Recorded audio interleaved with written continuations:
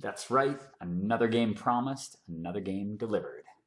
This is actually a game that I played at the very start of a lengthy set of games this evening, where I was collaborating with Mr. Nate Prodzik, running the Edric deck again, since that seems to be in fashion right now, just in time for the 4th of July. I'm up against Synthetica Priori, who actually, it turns out, is running my tried and true Nin the Pain Artist. Very cool to play against that. I think it's been first time I've actually faced this commander in a very long time.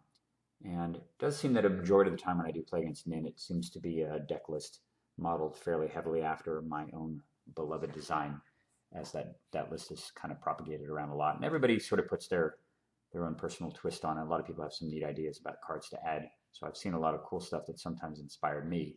And this game is no exception.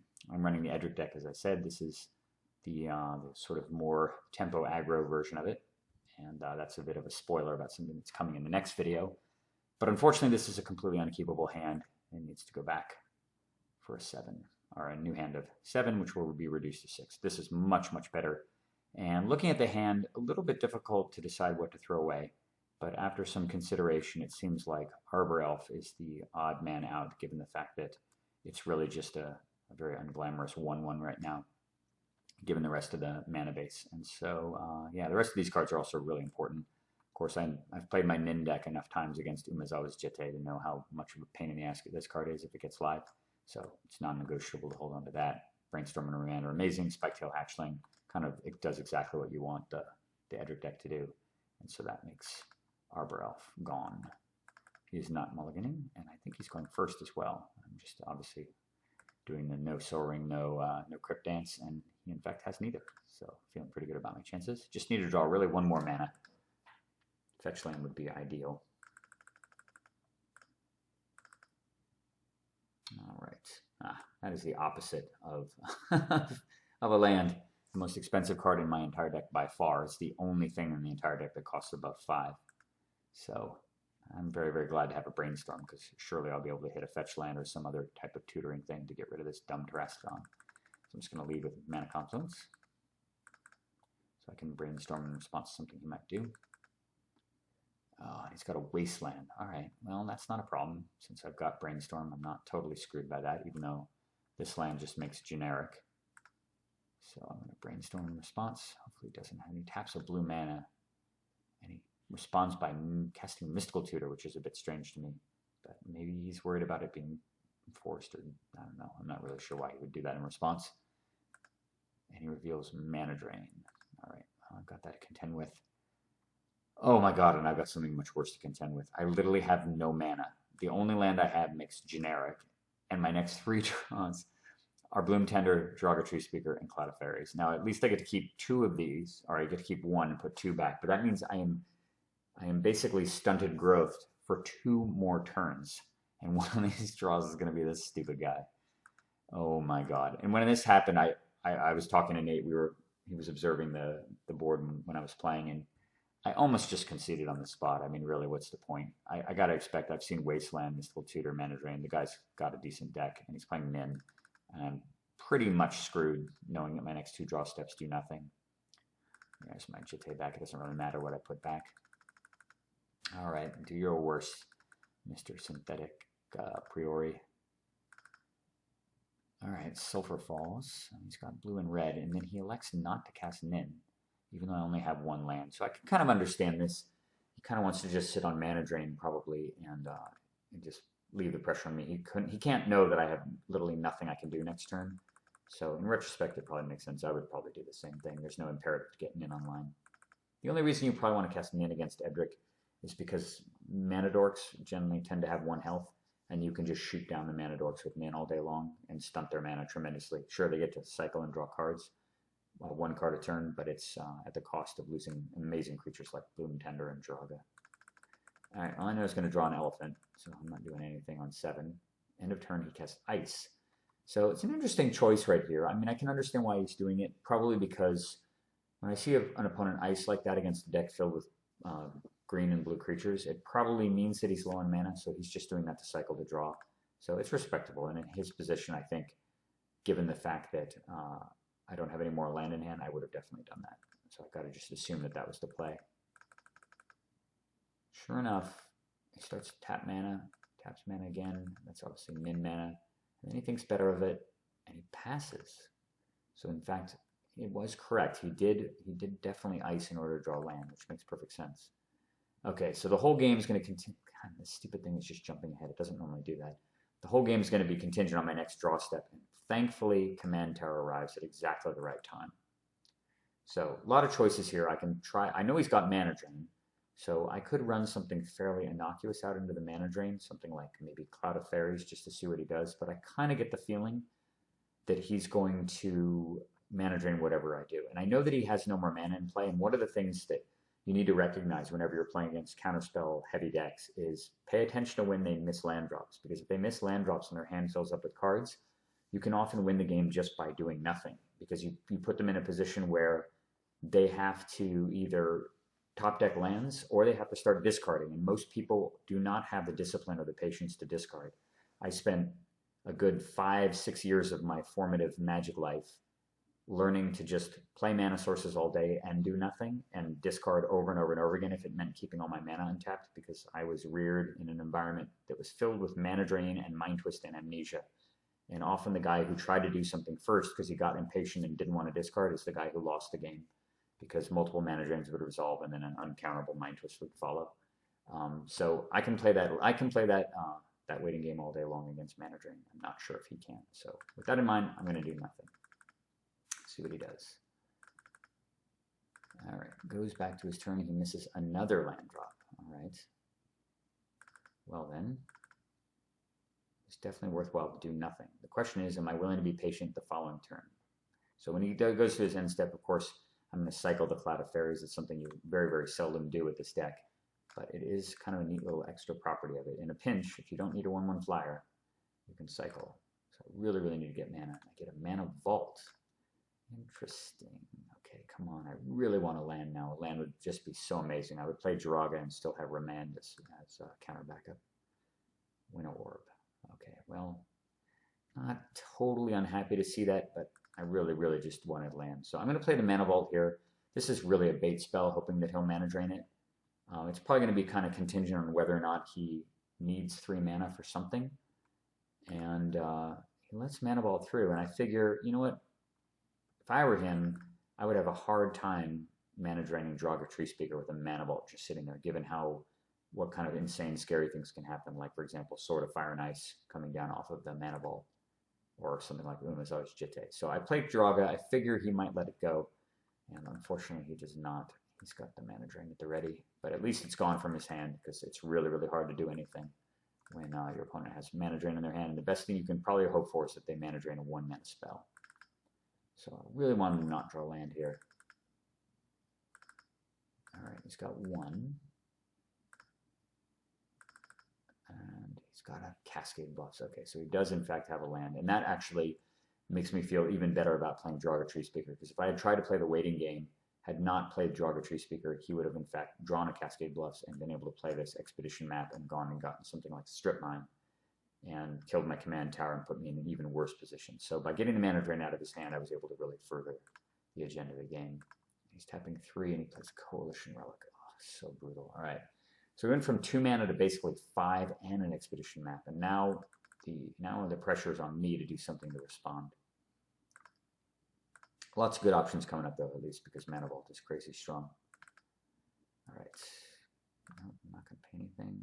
Oh, Flooded Strand. Thank you. All right. I cannot play that fast enough. So I thought about this turn a long time, and Nate and I talked it over. There was a lot of different options. There was options to play Spiketail Hatchling and potentially Edric, which has a lot of potential. Potential to simply just play something like Bloom Tender in Edric, which would develop a great deal of mana, but also puts me very much at risk to any type of sweeper. And I kind of felt like with him tapped out with 3 mana in play, even though he did just play a Coalition Relic, it probably makes the most sense here to play Winter Orb. And if I'm going to play Winter Orb, then putting both a Power Sink and a 2 mana creature into play makes the most sense. And that's ultimately the play that we decided to go with. So I play the Spiketail, play the Bloom Tender. I'm playing these in the order of least innocuous to most, just in case he happens to have Force of Will. And down comes Orb. Everything lands, and suddenly the board position looks massively improved. It's going to depend a lot on what he has, though. So he charges Relic at the end of the turn. Hopefully I can just get him to keep tapping this every turn. So he sacks the... When he starts adding red mana, I get really concerned about any type of sweeper, because there's numerous sweepers that would just blow me out here. If he were to kill both these, I'd be the one trapped under Winter Orb while my opponent has a Coalition Relic, and that's not a recipe for victory. But he's sacking. And I figure you'd probably get something like Ancient Tomb, but in fact he just gets Volcanic Island, and he passes the turn back, which is glorious. Alright, untap Tropical Island. I'm going to take one there. Come on, deck into the Royal. Okay, that's not bad at all. That allows me to bounce the Relic if I need to. So I'm going to cast Edric here, and the reason I'm doing that is because he has the option to have a 2-mana counterspell. And if he does have a 2-mana counterspell, I've got Spiketail Hatchling at the ready. I can counter it, and now he's fully tapped out, and all he's got is 2 mana, which is really not enough to do anything, and I'm going to be able to start attacking with the Edric and potentially bounce the Coalition Relic back to his hand. So this is entirely expecting him to counterspell, and if he doesn't counterspell, I still have Spiketail, and I can attack and draw. In fact, he does not. Awesome. So get a card drawn. Come on, land. All right, Arcane Signet, not bad. It's a recent addition to the deck. All right, he's got up to 4 mana here. All right, he draws a Scalding Tarn. That's really scary. There's a big range of things that he can play here, and he starts to tap 4 mana. And right when he's doing this, Nate mentions the card Fiery Confluence as being potentially utterly backbreaking. You can imagine if you cast Fiery Confluence to deal 2 and shatters Winter Orb, God, that is just a complete and utter blowout. Blow up all my creatures and kill the thing that's keeping him pinned down. And he taps 4, and then he taps 5, and he plays Treachery on Edric. Well, that seems like an insane play, given that I have Spiketail Hatchling. I mean, obviously, if it resolves, he untaps 5 land under the Winter Orb and certainly wins the game. But this is just a no-brainer sack of Spiketail Hatchling. It goes away. Crazy. Okay. Well, thanks to Edric, I still make 2 mana off Bloom Tender, and I've still got my Remand. Chrome Mox, very nice. All right, I finally found a use for my Terastodon. He is being imprinted for all eternity under the Chrome Mox. That's where he belongs. It's kind of awesome, actually. An 8 mana thing powers up a 0 mana thing. And cast my Arcane Signet here and attack with Mighty Edric. Yes, I would like to draw, of course. Interesting. Tezzeret the Seeker. So I gave some thought here to just simply casting into the Royal on the Coalition Relic, but I ultimately decided that it was more worthwhile to sit on Remand and wait to see what he does on his turn, given that I can pretty much stop anything that he plays and off these 2 artifacts, and then I can always into the Royal on the following turn. All right, he did not have an opportunity to charge the Relic. He does get another land, though, so he's got 3. And at the end of the turn, this makes the most sense. I'm just going to bounce it now. So he sacks that. I'm thinking, what the hell is he going to play? He pays 2 mana. There's this long pause, and I figure he's going to counter it. And then he casts Dig Through Time for 6, or Dredging 6.